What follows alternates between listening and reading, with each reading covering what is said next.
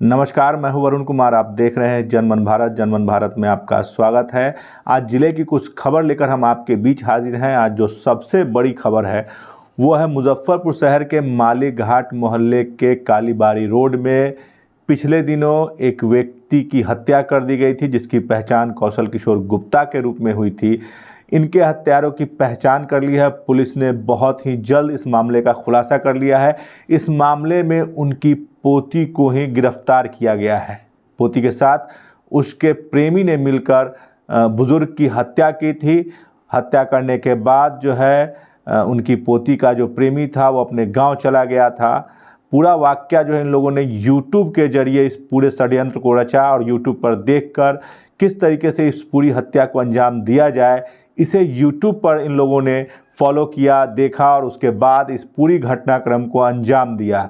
इसके लिए उन्होंने अपने पूरे परिवार के लोगों को नींद की गोली खिला दी। खाने में रखकर नींद की गोली दे दी थी। दरअसल सब्ज़ी जो बना था उस सब्ज़ी में नींद की गोली दी गई थी। उसके बाद जो है पोती और उसके प्रेमी ने मिलकर बुज़ुर्ग की ईंट से कूच कर हत्या की और कई दफ़ा माना जा रहा है कि 3 दर्जन से अधिक बार सर्जिकल चाकू से वार कर उसकी हत्या की गई।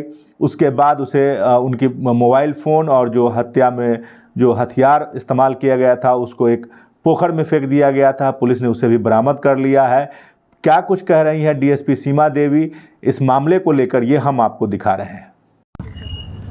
कल जैसे आप सभी को विदित है कि हमारे यहाँ एक सूचना प्राप्त हुई थी कि कालीबाड़ी रोड है, उसमें एक बुजुर्ग जिनका नाम कौशल किशोर गुप्ता है, उनकी हत्या कर दी गई है। तो उनके पुत्र जो सुमन सौरभ है, उनके फर्द बयान पर हमने मिठनपुरा कांड संख्या 12/25 दर्ज किया और अनुसंधान शुरू किया।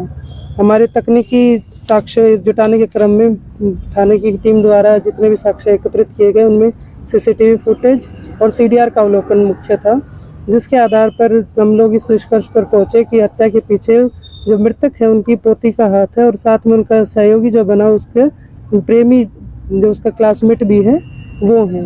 उन लोगों ने पहले से ही पूर्व योजना बनाई थी कि किस तरह से अपने दादाजी का मर्डर किया जाए और उसके पीछे रीज़न ये था कि दादा, जहाँ तक अनुसंधान में हमारे सामने आया या आस पड़ोस के भी लोगों का किया गया कि वो गाली गलौज करते थे, थोड़े गुस्सैल टाइप के व्यक्ति थे। तो उनका पोती के साथ रवैया थोड़ा सा ख़राब था। उसी के चलते पोती ने सोचा कि क्यों ना इनको हटा ही दिया जाए। थोड़ा विक्षिप्त हो गई थी उस चीज़ से, तो उसको देखते हुए इन लोगों ने प्लान बनाया। दूसरा उन्होंने सहारा लिया यूट्यूब का। यूट्यूब पर उन लोगों ने वीडियो सर्च की किस तरह से मारा जाए और फिंगरप्रिंट ना आए इसके लिए उन्होंने सर्जिकल जो ग्लव्स होते हैं उसका प्रयोग किया गया और उनका प्रयोग करके चाकू की अरेंजमेंट की गई कि चाकू लाया जाए, उससे चाकू से गोदा जाए। ईंट से सिर पे भी वार हुए हैं और इस तरह से इन्होंने इस घटना को अंजाम दिया है। अफेयर है, दोनों ने स्वीकारा है कि क्लासमेट भी हैं दोनों, तो वो चीज़ सामने आई है। जिस समय सिर पे मैम वार किया गया था तो वो जो बुजुर्ग थे उनकी आवाज़ नहीं आई थी। घटना किस तरह से हुई थी कि जब ये लोग कमरे में एंटर किए तो वो जग गए थे। तो जैसे ही खड़े हुए तो पहले रिंच से सिर पे मारा गया, एक रिंच भी मिली है हमें, और उससे जैसे सिर पे मारा तो आवाज़ आने लगी तो बेडशीट से उन्होंने मुंह बांध दिया और लड़के ने फिर सिर पे पत्थर से वार किया। ईंट वहीं नीचे बेड के नीचे लगी हुई थी और लड़की ने चाकू से गोदना शुरू कर दिया और जो मृतक है उनके शरीर पर 37-38 चाकू के निशान हैं जो गोदे गए हैं। जो उनके बाकी परिजन है दूसरे कमरे में सो रहे थे, इसको उसके लिए उस लड़की ने पहले क्या, उनके पिताजी हो सकता ओकेजनली कभी कभी नींद की गोलियाँ लेते थे तो गोलियाँ उनके पास थी। तो उस दिन उन्होंने दोनों की सब्जी में मशरूम की सब्जी बनाई बताई उन लोगों ने और सब्जी में मिला के उन दोनों ने नींद की गोली दे दी और वो इतनी गहरी नींद में थे कि ये सारी घटना हुई तो उनको पता ही नहीं चला। और फिर उसको रिएक्ट ऐसे किया गया कि कोई बाहर का व्यक्ति आके और उसको घटना को अंजाम दे के गया। ये पहले से प्लान करके रखे थे? ये पहले से प्लान था। 1-2 बार इनकी पूर्व योजना भी बनी कि कर दिया जाए, लेकिन मौका ना मिलके या कुछ आपसी सहमति नहीं बनी तो इस दिन को इन लोगों ने चुना कि इसको कर दिया जाए। हत्या के लिए जो चाकू इस्तेमाल किया गया था वो लोग कहाँ से? वो चाकू लड़के को बोला गया था कि तुम चाकू लेके आना, तो एक चाकू वो और एक रसोई वाला चाकू ऑलरेडी था तो उसको उसने प्रयोग नहीं किया, लेकिन उस चाकू को भी साथ में दे के लड़के को कहा कि तुम खाली एक काम कर दो कि इसे बैग में ले जाओ और चाकू को कहीं जाके फेंक दो। और घर के 3 मोबाइल, मम्मी पापा और उस लड़की का, तीनों मोबाइल उस लड़के को दे दिए कि जाके फेंक देना ताकि शक ना जाए कि घर वालों का इन्वॉल्वमेंट है उसमें। तो दादा उनका प्रेम प्रसंग का विरोध करते थे? नहीं, प्रेम प्रसंग से दादा का कोई संबंध नहीं था। लड़के को उसने एक सहयोगी के तौर पर तैयार किया था कि मैं इस चीज़ से परेशान हूँ, वो मुझे गाली गलौज करते हैं, उनका व्यवहार मेरे साथ अच्छा नहीं है, बैड टच वाली कोई बात भी सामने आई है। तो उसके लिए वो जब घटना को अंजाम दे रही थी तो उसमें सहयोगी के रूप में उसको बुलाया गया था। दोनों के बीच में कितने साल से प्रेम प्रसंग? 5-6 महीने से लोग एक ही कोचिंग में हैं, उसी से उनकी जान पहचान। लड़की बालिग या नाबालिग? दोनों नाबालिग बच्चे हैं। ये बैग और रिंच को कहाँ फेंका गया था मैम, ये घटना? ये उससे 1 किलोमीटर दूर पे है, 3 पोखर नामक जगह है, वहीं पे मोबाइल और बैग चाकू सब फेंक के लड़का अपने गांव चला गया। घटना को अंजाम देने पर लड़के की कहाँ से गिरफ्तारी हुई? लड़के को हमने कुडनी थाना क्षेत्र से उठाया। वहाँ पे वो रहने वाला है या नहीं, वहीं का परमानेंट स्थायी निवासी वहीं का है, यहाँ पर किराए के कमरे में रहते थे। मैम जो लड़का जो घटना को अंजाम देने गांव से आया था या शहर से? नहीं, यहीं पे रहता था, पैदल ही चल के आ गया था, नजदीक ही रहता था। घर में कैसे प्रवेश किया? ऑलरेडी वो दरवाजा खोल के देख रही थी, सीसीटीवी फुटेज में भी आया कि लड़की बार बार झाँक रही है, वेट कर रही है आया कि नहीं आया। और उससे आने से पहले उन्होंने कॉल के लिए व्हाट्सएप का यूज़ किया ताकि उनकी हम CDR में उसका नंबर ना पा सके। घटना का टाइमिंग क्या रहा होगा? घटना 10:45 के आसपास लड़का एंटर करता है और 11:45 को निकल जाता है। लगभग 1 घंटे में वो सब। लड़की कौन से क्लास में पढ़ते थे? 11th क्लास के स्टूडेंट है दोनों। लड़की के जो माता पिता है उनको इस बात की जानकारी नहीं जानकारी है उनको। जानकारी आज सुबह लगी है, जब हम लोग उनके घर गए हैं तब उनको पता चला है कि इस तरह की घटना की गई है। प्रेम प्रसंग के बारे में भी जानकारी नहीं? प्रेम प्रसंग की भी जानकारी उनको नहीं। अब बात प्रवासी अभय कुमार की। दरअसल अभय कुमार मुजफ्फरपुर जिले के जैतपुर में। अब बात करेंगे सर्वोच्च प्रवासी पुरस्कार की। दरअसल मुजफ्फरपुर जिले के रहने वाले अभय कुमार को महामहिम राष्ट्रपति द्रौपदी मुर्मू द्वारा पिछले दिनों उड़ीसा के भुवनेश्वर में सर्वोच्च प्रवासी सम्मान से सम्मानित किया गया है। माना जा रहा है कि जब रूस यूक्रेन युद्ध हो रहा था उस दौरान भारत सरकार की तरफ से ऑपरेशन गंगा चलाया गया था। इसी के तहत प्रवासी लोगों के लिए जिस तरीके की मदद अभय कुमार ने की थी, इसे भारत सरकार ने देखा और उसके बाद जो है इनको सराहना की। उन्होंने खुद बताया कि जब वो ऑपरेशन गंगा से जुड़े हुए थे उस समय काम कर रहे थे। भारत देश में के रहने वाले लोग जो रूस और यूक्रेन में फंसे हुए थे उनके सकुशल वापसी के लिए उन लोग को काम कर रहे थे। इस दौरान प्रधानमंत्री नरेंद्र मोदी ने उन्हें वीडियो कॉन्फ्रेंसिंग कर हौसला अफजाई की थी, उनका हौसला बढ़ाया था। इसके बाद जो है इस वर्ष उन्हें सर्वोच्च प्रवासी पुरस्कार से सम्मानित किया गया है। हम आपको बता रहे हैं कि दरअसल ये पूरे विश्व में 27 लोगों को सिर्फ यह सम्मान मिला है, जिसमें मुजफ्फरपुर जिले के अभय कुमार भी शामिल हैं। उनकी शिक्षा दीक्षा जो है जैतपुर कॉलेज में हुई है। वो मूल रूप से जहानाबाद के रहने वाले हैं, लेकिन उनका कर्म क्षेत्र मुजफ्फरपुर और विदेश में मालदोवा रहा है। वो सन 2000 से मालदोवा में काम कर रहे हैं और इसी के साथ सामाजिक एक्टिविटी में भी उनकी हिस्सेदारी रहती है मालदोवा में, खास करके भारत की संस्कृति, खान पान और अन्य चीज़ों को लेकर। सही में ये बहुत गर्व की बात है हमारे लिए। मैं तो कल्पना में भी नहीं सोचा था कि ऐसा सौभाग्य मिलेगा। देश के प्रथम व्यक्ति के थ्रू इतना बड़ा सर्वाधिक में सर्वश्रेष्ठ प्रवासी पुरस्कार मिलेगा, ये मैं सोचा भी नहीं था। और यहाँ आकर तो और अच्छा लग रहा है कि हमारा जन्मभूमि कर्मभूमि है, तो बिहार में आकर और अच्छा लगा। आप लोगों से मिलकर आप लोगों ने सम्मानित किया, ये तो और खुशी को 4 चांद लगा दिया। उस समय ऐसा मतलब काफी टिपिकल स्थिति था, उस समय आप लोग विदेश में क्या किए? जब शुरू हुई थी स्टार्टिंग में थोड़ा सा था, इस ढंग का पैनिक सिचुएशन था। दोनों के बीच में रिलेशन थोड़े ख़राब थे, यूक्रेन रशिया के बीच में। लेकिन कोई ऐसा आदमी नहीं सोचा था कि इतना वार शुरू हो जाएगा। 24 फरवरी को जब वार शुरू हुआ तो जितने भी वहाँ करीब 22,000 बच्चे पढ़ रहे थे वहाँ पर, और सबसे बड़ा प्रॉब्लम था कि उन लोगों को लैंग्वेज प्रॉब्लम था। वहाँ इंग्लिश मीडियम में पढ़ने आए थे, इसलिए लैंग्वेज प्रॉब्लम सबसे बड़ा प्रॉब्लम था उनके लिए। और सब पैनिक सिचुएशन में सब छोड़कर वहाँ से भागना चाह रहे थे। फायरिंग हो रही थी सब जगह। अच्छा हुआ उस समय हमारे यशस्वी प्रधानमंत्री मोदी जी ने 24 आवर के लिए फायर सीज का दोनों राष्ट्राध्यक्षों से मिलकर फायर सीज का रिक्वेस्ट किया और दोनों ने माना इसको। वो बहुत अच्छा उन लोगों के लिए मौका रहा कि उस बीच में लोग वहाँ से निकल पाएँ। हम लोग भी करीब समझिए कि 14-15 दिन तक हम लोग बराबर बॉर्डर पर, क्योंकि बॉर्डर पर जो लोग आते थे उनकी लैंग्वेज प्रॉब्लम थी, बहुत लोग 2-3 दिन से भूखे थे, तो बॉर्डर पर उन लोगों के लिए खाने पीने की व्यवस्था, रहने की व्यवस्था की गई थी। उसके बाद फिर वहाँ से टाउन में ले जाकर, कहीं बॉर्डर पर इतने सारे कैंप नहीं थे वहाँ पर, तो फिर मेन सिटी में जाकर जहाँ भी व्यवस्था हुआ, किसी को होटल में, किसी को कहाँ सेफ जोन में ले जाकर, सेफ जोन में, यहाँ तक कि काफ़ी सारे लोग हमारे घर पर भी टिके रहे।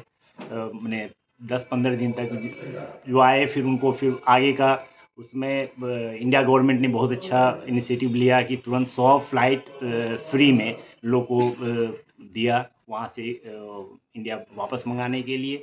उसमें विदाउट फेयर कोई टिकट नहीं देना था। यहाँ तक कि वो लोग ये भी नहीं पूछते थे कि आप इंडियन हो। यहाँ बहुत सारे हमारे पड़ोसी मुल्क के भी लोग थे, वो भी उसके थ्रू फ्री में आए, यहाँ इंडिया आए। और इस दौरान जितने भी लोग इकट्ठे होते थे वहाँ पर हमारे यहाँ मोल्दोवा में, इसको कोऑर्डिनेट करके उन लोग की व्यवस्था करके बाई बस से फिर उनको एयरपोर्ट तक भेजना, वहाँ से फिर उनकी हम लोग का एक व्हाट्सएप ग्रुप बना हुआ था जिसमें कि पूरी लिस्ट थे कि कब कितनी फ़्लाइट है, उसमें कितनी जगह बची हुई है, और एक कोऑर्डिनेशन के थ्रू सब लोग को अरेंज करना कि भाई उनको जल्दी से जल्दी यहाँ से निकाला जाए, क्योंकि सब लोग उस पैनिक स्थिति में, यहाँ घर वाले परेशान थे, सब लोग चाह रहे थे कि जितना जल्दी से जल्दी बेटा या बेटी जिसकी भी हो घर पहुँचे, सब लोग बहुत बहुत चिंतित थे। तो हम लोग का मेन टास्क था कि जितना जल्दी से जल्दी इन लोग को वापस इंडिया पहुँचाया जा सके। उसमें हम लोग काफ़ी सफल हुए। जब पूरी गंगा मिशन जब समाप्त हुआ तो मोदी जी के साथ हम लोग का एक वीडियो कॉन्फ्रेंस भी लिया गया, जिसमें जितने हम लोग और भी, क्योंकि जो भी बॉर्डर लगता है यूक्रेन का, वो रोमानिया, पोलैंड, हंगरी, मोल्दोवा, ये सब से लगता है, तो काफ़ी सारे लोग थे। एक टीम वर्क की तरह हमने काम किया और सबको मोदी जी ने काफ़ी प्रोत्साहित किया हम लोग को आगे ऐसे ही काम करने के लिए, और धन्यवाद दिया कि हमने इस ढंग का काम सक्सेसफुली कर पाए। गिरिराज सिंह फैंस क्लब द्वारा अभय कुमार को सम्मानित किया गया। उन्हें होटल आस्था इमली चट्टी में सम्मानित किया गया। सम्मान करने वालों में Devanshu Kishore, Dhananjay Kumar Pappu, Hicure agro plants private limited के निदेशक अनिल कुमार, अधिवक्ता राजीव कुमार, अनंत विजय समेत कई लोग थे उपस्थित। वहीं गिरिराज सिंह फैंस क्लब के प्रदेश अध्यक्ष मनीष कुमार भी थे। सभी लोगों ने अभय कुमार का फूल मालाओं के साथ स्वागत किया, उन्हें शॉल देकर सम्मानित किया। अभय कुमार ने कहा यह गौरव का पल है, खास करके अपनी जमीन पर जिस तरीके से सम्मान मिलता है वह काफ़ी गौरव का विषय होता है। फोटो भी एक सेकंड फोटो ले लूं, थोड़ा सा मोबाइल नीचे कर ले। कांग्रेस नेता राहुल गांधी आगामी 18 जनवरी को पटना में आ रहे हैं। इसे लेकर कांग्रेस कार्यकर्ताओं में एक अजब उत्साह देखा जा रहा है। इसी को लेकर आज जिलाध्यक्ष अरविंद कुमार मुकुल ने एक प्रेस वार्ता बुलाई, जिसमें उन्होंने बताया कि किस तरीके से पूरी जो है योजना है उनकी कि मुजफ्फरपुर के ज़िले से सबसे ज़्यादा भागीदारी पटना में हो और राहुल गांधी के स्वागत में कोई कमी नहीं हो। उन्होंने कहा है कि राहुल गांधी के आने के बाद पार्टी को जब मजबूती मिली है और इससे विपक्ष को जो है एक ताकत मिला है और विपक्ष अपनी आवाज़ जो है इस सरकार तक पहुंचा रही है, एनडीए की गठबंधन सरकार तक हमारे नेता राहुल गांधी अपनी आवाज़ पहुंचा रहे हैं। इसी कड़ी में वह पटना में आगामी 18 जनवरी को आ रहे हैं, जहां वह एक सम्मेलन में भाग लेंगे और कार्यकर्ताओं का मनोबल बढ़ाएंगे। आज का उद्देश्य है कि हमारे प्रतिपक्ष के नेता, युवा हृदय सम्राट, कर्मठ, जुझारू, ईमानदार आदरणीय राहुल गांधी जी का आगमन पटना में 18 तारीख को सदाकत आश्रम में कांग्रेस कार्यकर्ताओं को संबोधित करेंगे और उसके बाद बापू सभागार में सिविल सोसाइटी के द्वारा SC ST OBC के लोगों के साथ सम्मेलन है, उसमें भाग लेंगे। प्रतिपक्ष के नेता बनने के बाद राहुल गांधी जी बिहार में पहली बार आ रहे हैं और काफ़ी हर्षोल्लास कांग्रेसियों में है। विधानसभा चुनाव भी है, इसके मद्देनजर देखते हुए हम लोग मुजफ्फरपुर जिला कांग्रेस कमेटी की ओर से ज़्यादा संख्या में हम लोग यहाँ से कार्यकर्ताओं को ले जाएंगे। सभी प्रखंड अध्यक्षों के साथ हमारी कल बैठक है और फ़ोन से वार्ता हुई है। सारे लोग अपने तैयारी में लग गए हैं कि मुजफ्फरपुर ज़्यादा से ज़्यादा संख्या में अपने नेता राहुल गांधी जी के स्वागत के लिए हम लोग पटना जाएंगे 18 तारीख को। अखिल भारतीय कानू हलवाई विचार मंच द्वारा आज दही चूड़ा भोज का आयोजन किया गया।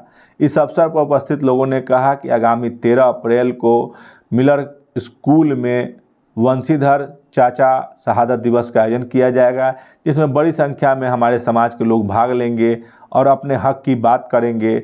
जो उनका प्रतिनिधित्व मिलना चाहिए राजनीति में वह नहीं मिल रहा है, इसे लेकर आवाज़ उठाई जाएगी और आवाज़ को बुलंद किया जाएगा।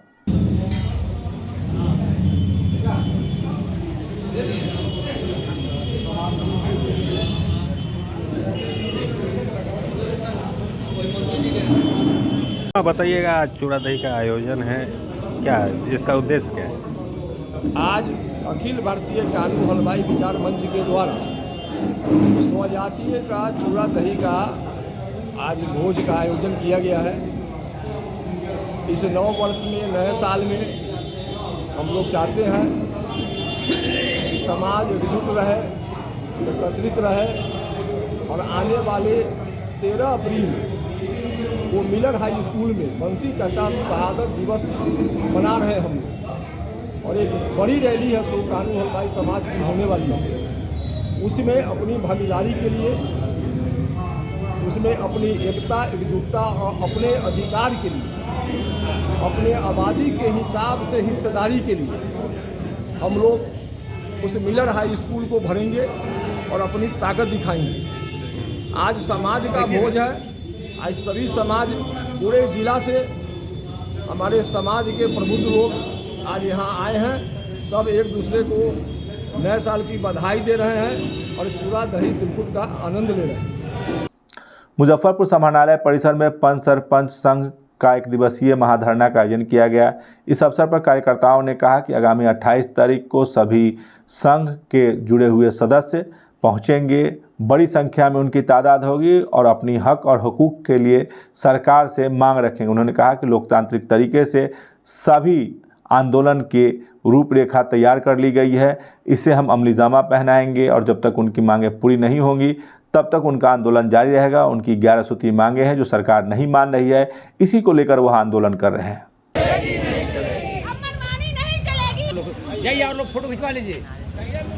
हम लोगों का मुख्य उद्देश्य है 28 तारीख को मिलर स्कूल पटना के प्रांगण में अपनी आवाज़ को इस बहरी गूंगी सरकार जो है, जो त्रिस्तरीय पंचायत प्रतिनिधियों को उपेक्षित किए हुए है, पंच सरपंच के साथ उपेक्षा करता है, उसको हम लोगों को सुना देना है, समझा देना है।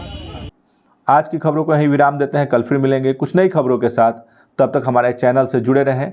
हम आपको ऐसे ही खबरें आप तक पहुंचाते रहेंगे। हमारे चैनल को सब्सक्राइब करें, लाइक करें और शेयर करें। नमस्कार। पढ़ाई वही जो नौकरी दिलाए, इसीलिए Doon institute of nursing and paramedical sciences लाए हैं मेडिकल फील्ड से जुड़कर आगे बढ़ने का मौका। BSc nursing, GNM, ANM courses के साथ प्लेसमेंट असिस्टेंस और हॉस्टल एंड बस फैसिलिटी उपलब्ध। SKMCH मेडिकल कॉलेज और सदर अस्पताल में ट्रेनिंग और बिहार स्टूडेंट क्रेडिट कार्ड के द्वारा 4 लाख तक के लोन की सुविधा भी। विजिट NH22 फकुली चौक के नजदीक मुजफ्फरपुर। बीटेक मात्र 4,40,000 से शुरू, पढ़ने रहने खाने के साथ, वो भी स्टूडेंट क्रेडिट कार्ड के माध्यम से। MBBS करे रशिया से मात्र 13 लाख रुपए में, GNM करे मात्र 4,50,000 रुपए में स्टूडेंट क्रेडिट कार्ड के माध्यम से, B फार्मा करे 4,20,000 रुपए में स्टूडेंट क्रेडिट कार्ड के माध्यम से, हॉस्पिटल मैनेजमेंट करे 4 लाख रुपए में, वो भी बिहार स्टूडेंट क्रेडिट कार्ड के माध्यम से। पढ़ने रहने खाने के साथ BPT करे मात्र 3 लाख रुपए में, वो भी बिहार स्टूडेंट क्रेडिट कार्ड के माध्यम से। आप ये सारे पैसे इंस्टॉलमेंट में दे सकते हैं और अधिक जानकारी के लिए अप्लाई नाउ पे क्लिक करें। Shri Parshuram education and placement service private limited, central bank building, Kalambag Chowk, Muzaffarpur, Bihar. हमारा कॉन्टेक्ट नंबर है 7004165687।